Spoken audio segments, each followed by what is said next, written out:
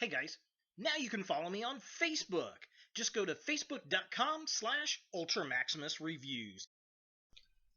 Cybertron Weekly is your central hub for everything Transformers. Oh, hey, look, it's American Airlines.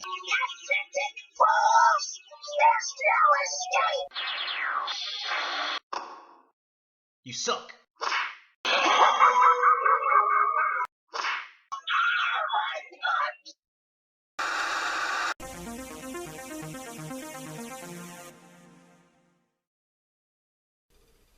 Hello YouTube, Ultra Maximus back with another toy review, and today we're taking a look at another Transformers figure. It's from Robots in Disguise, Clash of the Transformers. It's Starscream, and this is actually a Toys R Us exclusive. If you have not seen Season 2 of Transformers Robots in Disguise, you might want to skip this video because there's some spoilers ahead. And I picked this up at my local Toys R Us here in Greenwood. At the time of this recording, all of the Warrior class figures for Robots in Disguise are on sale for $9.99, so you can save $5 at Toys R Us. So I recommend you go check it out. So yeah, I saw the pictures of this, I'm like, ooh, gotta have it. And then when he appeared on the show, was it 3 episodes? 2 episodes, I can't remember. Leave a comment down below if you can remember. I liked it. I really liked the story arc. He was great. I just hope we get a Soundwave figure in this line to go with his appearance on the show. Great cameos. Really, really do digging them. And I'm liking the design, and I like the color scheme for sure. So let's go ahead and take a look at the packaging. So here we have Starscream in box, and it's similar to what we've gotten in the past. I'm liking how this wave of figures from this line are more Decepticons, because the first wave was like nothing but Autobots. So very cool to see some Decepticons, but I wish they would have kind of spaced them out, really. If you haven't seen Season 2, like I said, spoiler alert, he is in it, and he plays a great role. Love the episodes. It says Transformers here on the side. We get a picture of Starscream up here looking all kinds of cool. It's got the Clash of the Transformers Robots in Disguise logo up there. It is a Toys R Us exclusive. There he is, and it says mini-con weaponizers can be used with this guy, which is cool, which is, Season 2 is all about that, incorporating in from Armada, I suppose. But yeah, definitely cool. We get his jet mode down there. This side of the package, we get the artwork of Starscream. Nothing on that side, so just kind of a close-up really fast. There he is, looking all kinds of cool. It says Transformers. And of course it is a Toys R Us exclusive. There's his jet mode, and it says Minicon Weaponizers. And then here's the artwork again. Looking all types of cool. Definitely digging it. Here is the back of the packaging. Alright, so we got a picture of Starscream. It says he turns into a jet in 9 steps. Here are the instructions, which I'm guessing we're not getting any on the inside because it's on the back of the box. And then Minicon Weaponizers. It's got a little Minicon there, and it transforms into a weapon, and he can work with it. Yeah.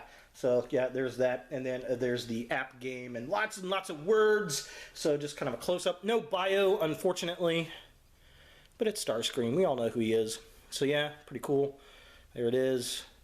Very neat. And then here are the instructions to transform him if you need to do so.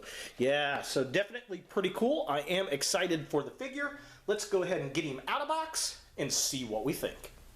And here we have Starscream out of package, and for the most part, I really like this figure. It is a pretty decent representation of the character that we got in the show. However, there are really only 2 minor gripes I've got on the figure. One, his null rays they're black. They're painted black on here, which they were more of a gray color on the cartoon show.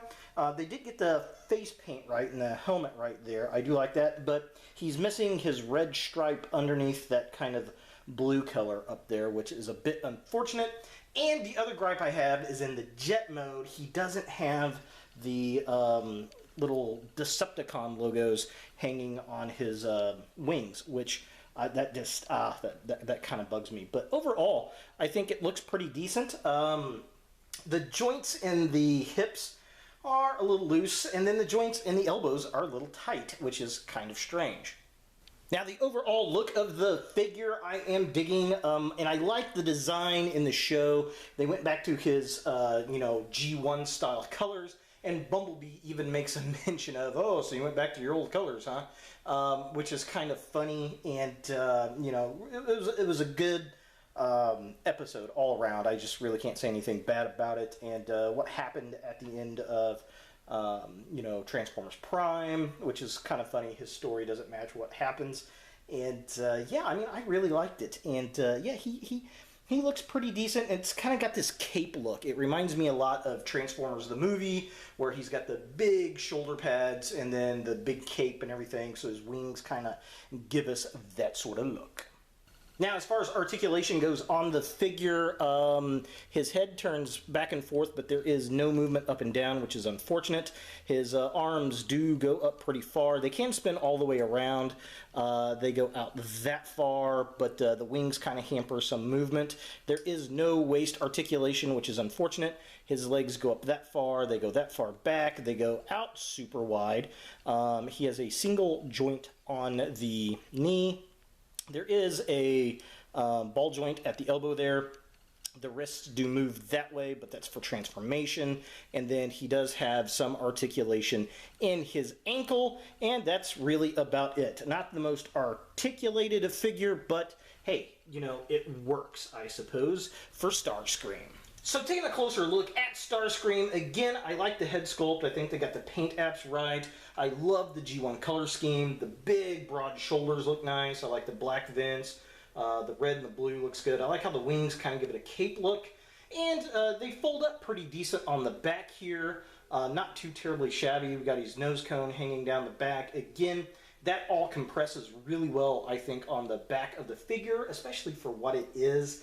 The Robots in Disguise figures aren't Transformers Prime figures, and that's just blatantly obvious by the design. But for $10, it's not too terribly bad.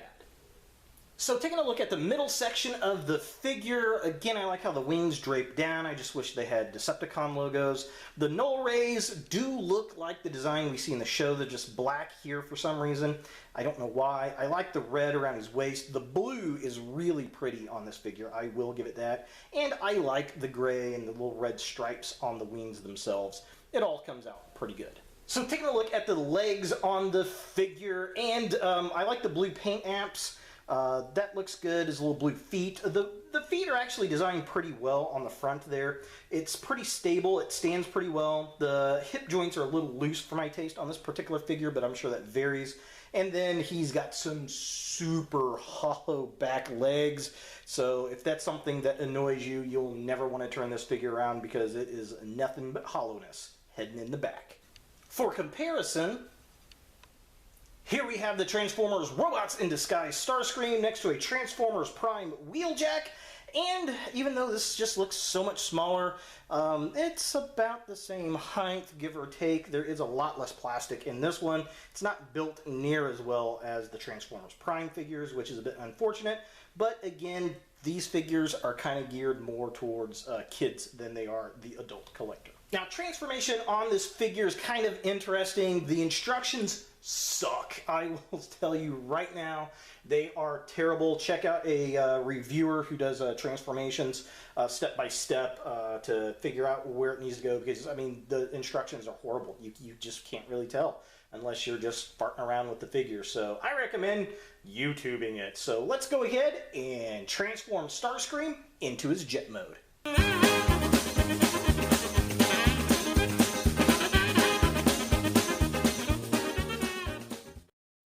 So here we have Starscream in his jet mode, and this is, oh man, this whole back section here is a real pain in the butt to transform.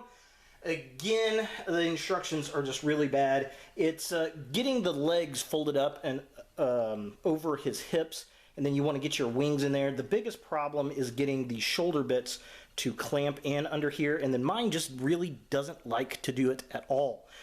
Which is a bit unfortunate. Now, I will say that I like the jet mode. Love the long nose cone. It kind of has a feel of the old Transformers animated jet, which is really cool. I am digging that. I mean, it really does remind me of that a lot. And this one is not sticking into place very well. Let's see, there we go. That's better. Yeah, I mean, really do like that. Looks pretty cool.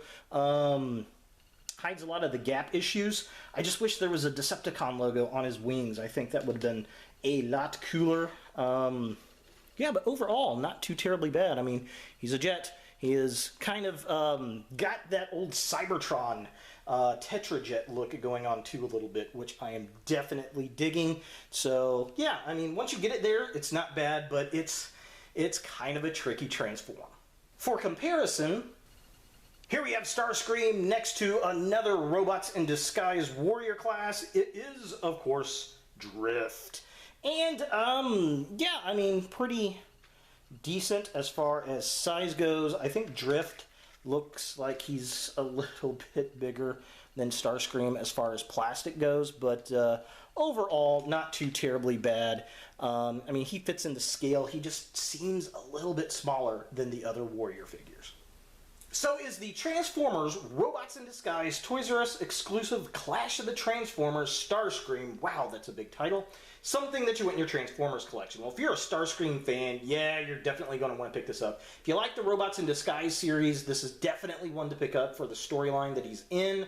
I do have a Dark Star Saber somewhere with an upgraded Megatron. I just don't know where I put it. And I'd like to see if he can actually hold it in his hand. I may try that at some point because, well, you know, he had it in the show, which is pretty cool. Impressions on the toy. Overall, I mean, it's pretty decent for what it is. I'm glad I picked it up for $10 on sale at Toys R Us at the time of this recording, and it's definitely worth $10, 100%. Is it worth 15? You're kind of pushing it. Maybe because it's a Toys R Us exclusive, which they have 3 at this point for the line. There's the Optimus Prime, there's this Starscream figure, and then Paradon, I think's his name, the purple Scorponok figure, which looks pretty cool. I will give it that. But yeah, if you're a Starscream fan, you're definitely going to like this, I think. It looks pretty decent. It just could use a little touch-up. Maybe a little red paint stripe here and there and a Decepticon logo on the wings would definitely help this guy out. I may do some touch-up work on it. I don't know. I really hope we get a Takara version that has metallic red and blue paint. I think that would look super, super sick. And I'm hoping we get the other 2 Seekers out of this. I'd like to get a Thundercracker, and I'd like to get a Skywarp. Maybe that'll be an Amazon and Walmart exclusive. Who knows? But you know the repaints are coming because, well, it's a Transformer. So there he is, Starscream from Transformers Robots in Disguise. Hey guys, thanks for watching. If you like this video, thumbs it up. If you hate this video, thumbs it down. To watch more Ultra Maximus, click on the links to the right. Don't forget to subscribe and share, like us on Facebook, and look for more videos in the future.